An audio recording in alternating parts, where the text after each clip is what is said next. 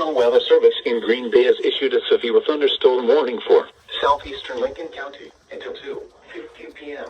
At 1:27 p.m., a severe thunderstorm was located near Dutch Corners, or 16 miles west of Antigo, moving southwest at 5 miles an hour.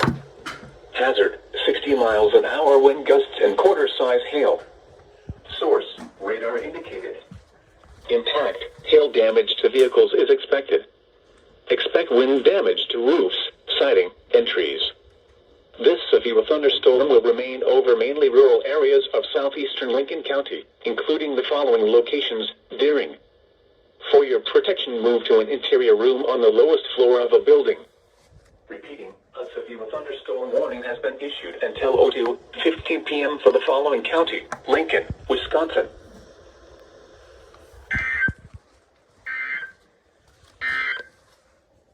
The current time is 1:29 p.m. Central Daylight Time. Okay, it's becoming severe now. The following is a severe weather bulletin.